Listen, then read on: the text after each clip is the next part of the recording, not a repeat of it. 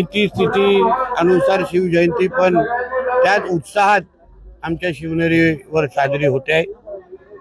आमचे सगळे हिंदुत्ववादी विचाराचे आमचे कार्यकर्ते आहेत, परिवाराचे कार्यकर्ते आहेत, विश्व हिंदू परिषद असेल आणि आमचे स्थानिक आमदार लोकप्रतिनिधी सोनावणेजी आणि सगळेच आम्ही एकत्र येऊन ही शिवजयंती त्याच उत्साहाने साजरी झाली पाहिजे यासाठी आम्हाला एकत्र आलेलो आहे।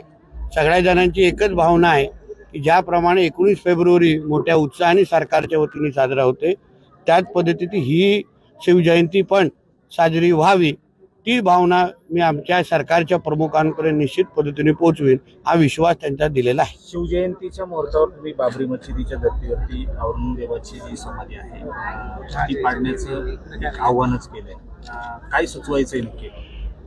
नाही, शेवटी आज हिंदू समाजाची भावना हीच आहे की आमच्या महाराष्ट्रामध्ये त्या औरंगजेबाची जी काही कबर आहे ती आठवण आम्हाला नकोच आहे, ही हिंदू समाजाची भावना आहे। प्रत्येक जण आज अस्वस्थ आहे की बाबा ज्या औरंगजेबाने आमच्या छत्रपती संभाजी महाराजांचे हाल करून करून त्यांना संपवलं त्याची ती कबर आपल्याकडे कशाला पाहिजे। काही लोकांना ती मोठी आठवण म्हणून वाटते, पण आम्हाला ती घाण हिंदू समाज म्हणून आम्हाला नको आहे। आम्हाला अशी कुठलीच चिन्ह नको जे आमच्या स्वराज्याच्या विरोधात जे उभे राहिले, ती कुठलीच घाण नको। कोणाला घाण पाहिजे असेल तर त्यांच्या पाकिस्तानमध्ये घेऊन जावं, बांगलादेशमध्ये घेऊन जावं, आणि जी भावना ती आज हिंदू समाजाची आहे तीच मी माझ्या माध्यमातून व्यक्त केलेली आहे। मिशन कधी असेल? जेव्हा जेव्हा गड किल्ल्यांवर अतिक्रमण निघाले तुम्हाला सांगितलंय का? तर तुम्हाला उत्तर मिळालंय, ठीक आहे। राज्यभर आज खरं तर बजरंग दलातर्फे आंदोलन केलं जात आहे, त्याच पद्धतीने कबर काढण्यासाठी आंदोलन केलं जातं। बघा, शेवटी आमच्या बजरंग दल असतील, विश्व हिंदू परिषद असतील, सगळे हिंदुत्ववादी विचाराचे कार्यकर्ते, आज हिंदू समाजाची भावना आहे, पूर्ण समाज बोलतोय की त्या औरंगजेबाची कबर आमच्या महाराष्ट्रामध्ये नको आहे, म्हणून ती भावना आता प्रत्येकाला कळली पाहिजे, म्हणून राज्यभर हे आंदोलन होत आहे।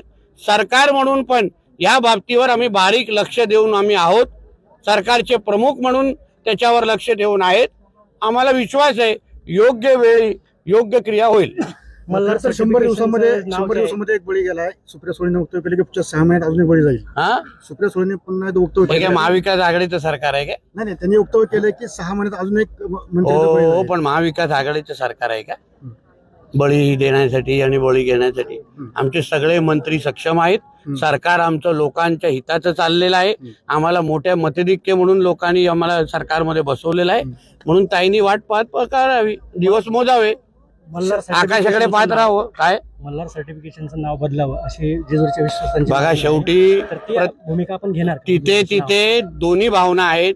विश्वस्त मंडळ पण मला भेटलेलं आहे, ती भावना मी ज्यांनी ही कंपनी ज्यांनी ही मोहीम सुरू केली त्यांच्यापर्यंत मी पोहोचवलेलं आहे।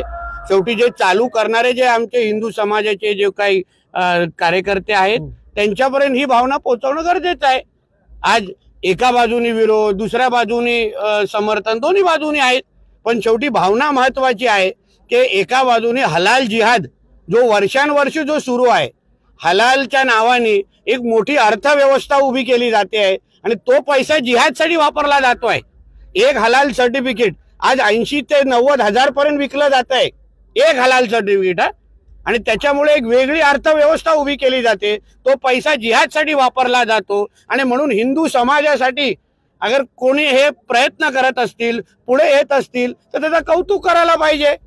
नावासंदर्भात काही विषय असतील ती भावना त्या संबंधित लोकांपर्यंत पोहोचलेली आहे, ते योग्य पद्धतीने निर्णय घेतील, पण शेवटी भूमिका काय आहे की हे जे काय जिहादसाठी वापरलेली अर्थव्यवस्था ही कुठेतरी आपण त्याच्या विरोधात उभं राहिलं पाहिजे, कारण का तेच पैसे उद्या लव जिहादसाठी वापरले जातात, ज्याच्यामध्ये आमच्या हिंदू माता भगिनींचं आयुष्य खराब केलं जातं। ही भावना महत्वाची आहे आणि तेच त्याच्यावर आपण लक्ष ठेवलं पाहिजे। संजय शिरसाट खरं तर आता दत्तभरणे सुद्धा म्हणले की लाडक्या बहिणींचा जो निधी दिला गेला त्याच्यामुळे कुठेतरी तोटा झालाय आणि सरकारच्या तिजोरीवर त्याचा भर पडलाय। त्यांची भावना आहे, एक लक्ष येते, त्यांची भावना आहे। शेवटी सरकारचे प्रमुख आणि दोन्ही उपमुख्यमंत्री हे सरकार चालवण्यामध्ये सक्षम आहेत, कुठलीही योजना बंद होणार नाही।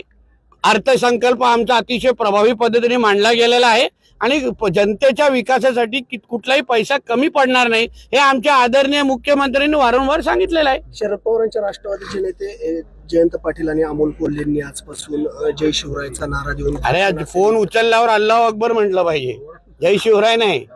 ज्यांच्या पक्ष ह्याच्या औरंग्याच्या विचारावर चालतो त्यांनी जय शिवराय फोन उचलल्यावर बोलू नये, रॉंग नंबर बोलून ठेवायला लागेल. मग फोन उचलल्यावर अल्लाह अकबर म्हणा, बरोबर लोकांना कळेल की हे राष्ट्रवादी काँग्रेस शरद पवार पक्ष.